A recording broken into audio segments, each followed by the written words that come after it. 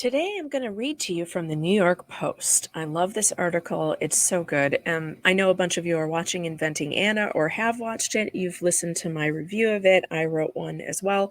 But I thought I'd look into what other people are saying about this show and see if any of it aligned with what I believe. I'm Megan Fox from pjmedia.com. You can find my articles there every day.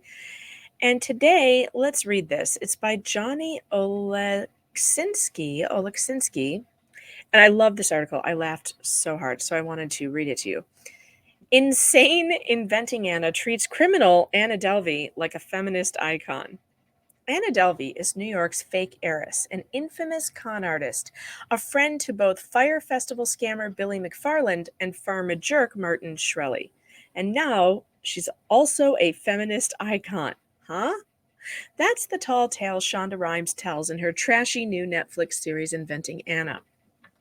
The show focuses on the infamous Anna Sorokin, aka Anna Delvey, who was sent to the clink in 2019 for remorselessly defrauding friends, banks, and hotels out of a total of $275,000 by pretending to be a wealthy German woman.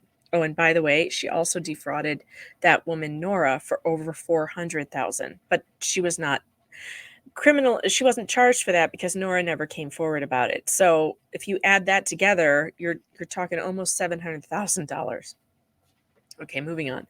Shonda seems to think that deep down the deranged Sorkin wasn't a fabulist who lied with abandon and cruelly used everyone she met at all.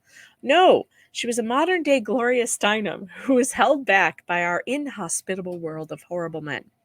A kind of secret shopper whose fibs shined a light on the real injustices, capitalism and the patriarchy, Deutschland's own Joan of Arc.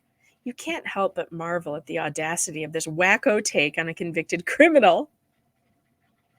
If you thought Izzy hopping into the sack with the ghost of her dead fiance on season 5 of Grey's Anatomy went beyond the reaches of human imagination, just you wait.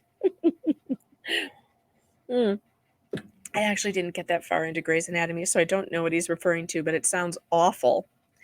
Moving on, in the show, as Anna, played by Julia Garner, takes meetings with bankers to attempt to secure a $40 million loan to fund a Soho House-like venture, the mean men in business suits won't take her seriously because, Shonda insists, she's a young blonde woman. Oh, the injustice! You know what I have to say?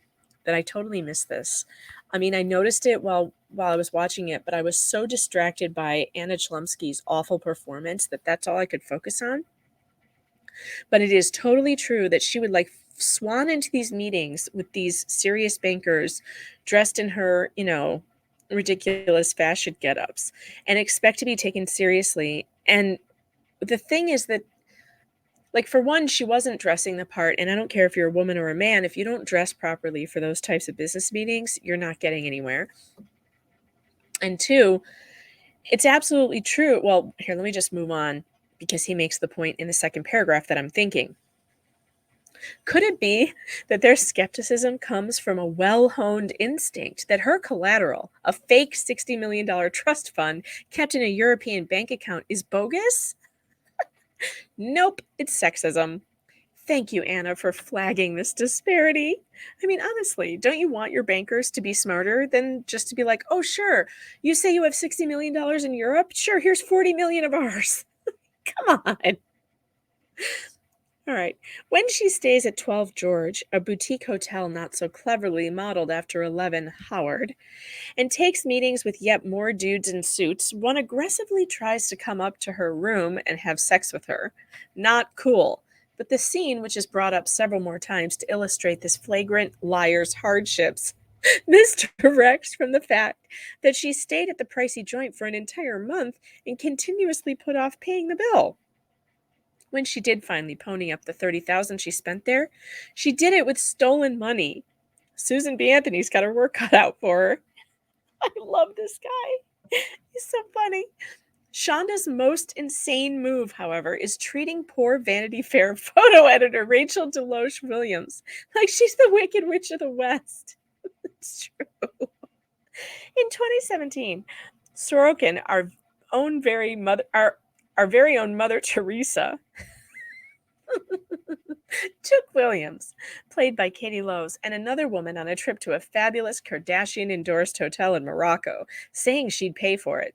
Then, shocker, all of her credit cards were declined. The group was at risk of being booted and arrested in Marrakesh for non-payment, so a nervous Williams offered up her corporate card for the $62,000 hold while Sorokin awaited a wire transfer that would never come. Williams is understandable, months long begging to be paid back by her supposedly rich friend, who asked her to come on vacation and booked the luxury hotel. Wealthy people pick up the check in New York all the time, is mocked by Rhimes' show like a bully. Okay, I will say though about Rachel, she should have been smarter than this. I mean, I don't know.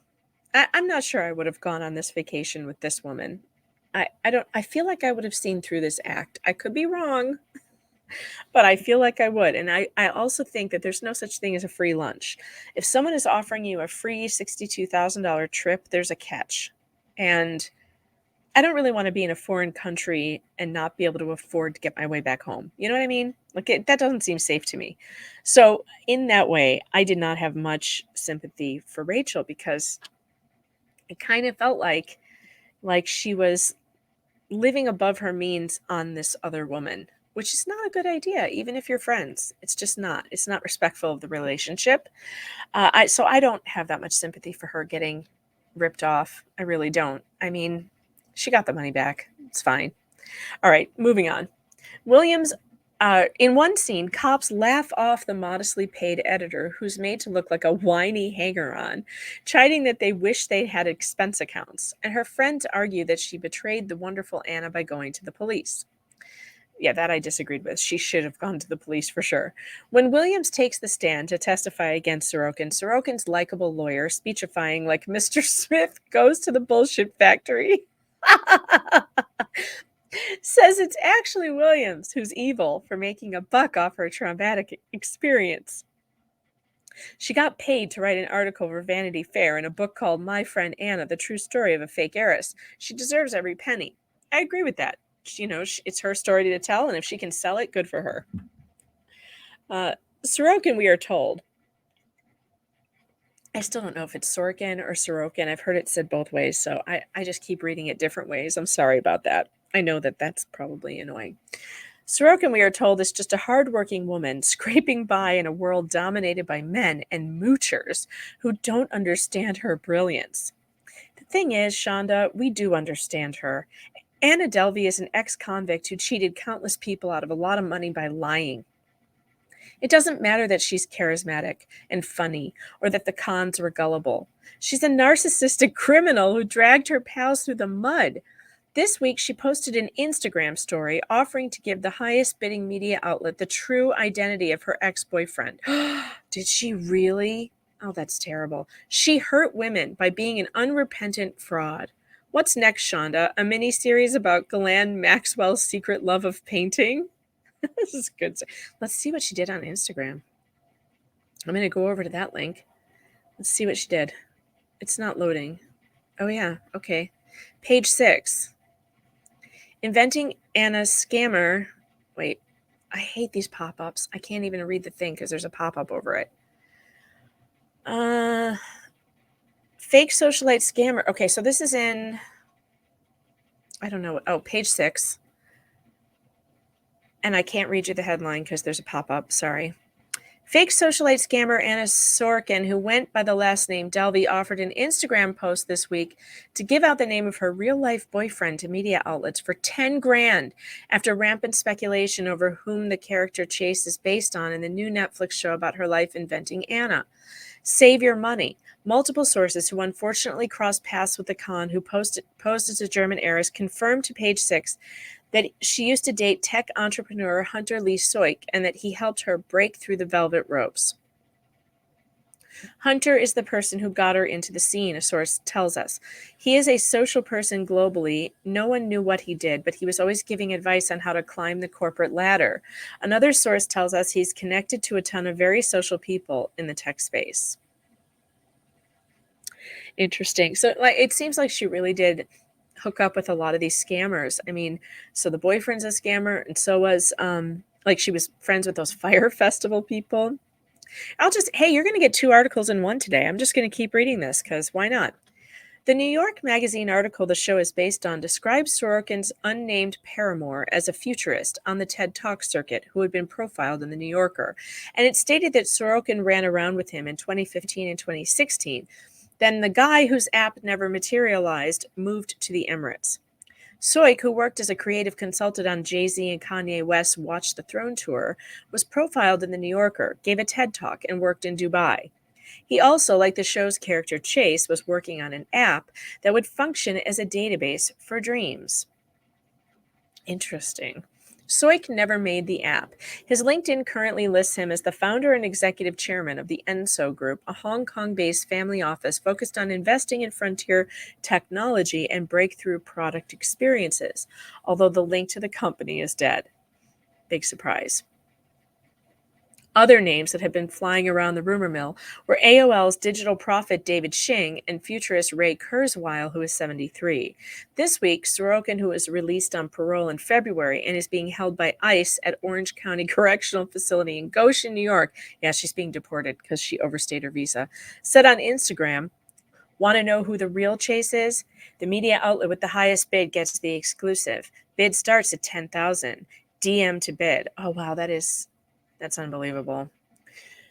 Sorokin partied her way through New York City's social set as she posed as a fake heiress, bilking businesses like luxury hotel 11 Howard and private jet company Blade, and conning her friends into paying for lavish trips.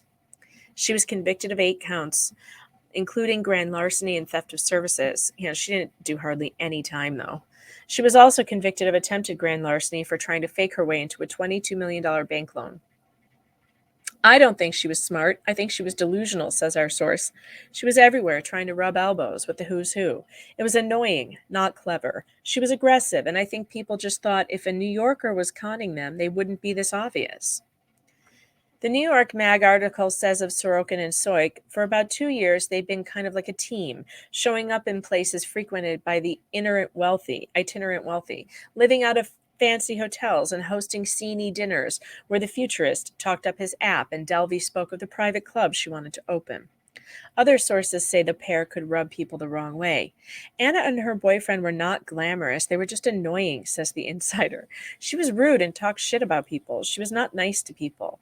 The people who liked hanging out with her were the ones impressed by her attitude. She met famous people briefly, but these people weren't her friends. She called people constantly. She always wanted a favor. She wanted to party and meet rich people. So yeah, I mean, Shonda Rhimes really did kind of turn her into, like a martyr or something. And yeah, I agree with the New York Post article that I read before this that she was trying to make it some kind of feminist statement when really this is just a criminal. Like, stop doing this. Stop making criminals appear interesting. She's not interesting. She should still be behind bars. Anyway, let me know what you thought about this article. And in the comments below, don't forget to like and subscribe. I'm so grateful to all of you. The channel's really been doing so well. Thanks to all of you. And I love talking to you. I keep the comments coming because we're having such a great conversation about a lot of these things, especially about media and how media portrays these stories. So yeah, let me know what you thought about this one, and I'll talk to you again.